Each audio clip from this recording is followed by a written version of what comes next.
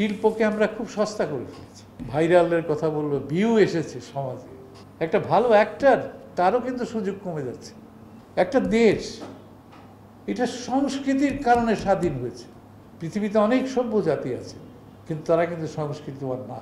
পাকিস্তানের সাথে আমাদের বিরাট অর্থনৈতিক বৈষম্য, দুষ্টুমি করে টাকা কামাবো আর এখানে এসে শিল্পের কাজ করব, এটা হবে সভ্যতা এবং সংস্কৃতি? পৃথিবীতে অনেক সভ্য জাতি আছে, কিন্তু তারা কিন্তু সংস্কৃতিবান না। আপনি এক নম্বর দেখেন, আমেরিকাকে কালচার্ড নেশন বলবেন, জাপানকে বলতে পারেন সিভিলাইজড অ্যান্ড কালচার্ড। ইন্ডিয়ার অনেক জায়গা আমরা এই যে তারেকের বক্তৃতা বলেছে, একটা দেশ এটা সংস্কৃতির কারণে স্বাধীন হয়েছে। সংস্কৃতি এবং বৈষম্য, পাকিস্তানের সাথে আমাদের বিরাট অর্থনৈতিক বৈষম্য, এবং এর পিছনেও ইকোনমিস্টরা ছিল।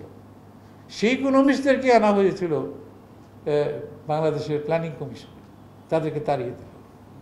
এখন কোনো ইকোনমিস্ট আর ওখানে নাই, সব আমলারা চালাচ্ছে। এবং আমলারা তাদের তো 5 বছর পরে দেখারও ক্ষমতা নাই, 50 বছর পরে কি হবে কি দেখবে।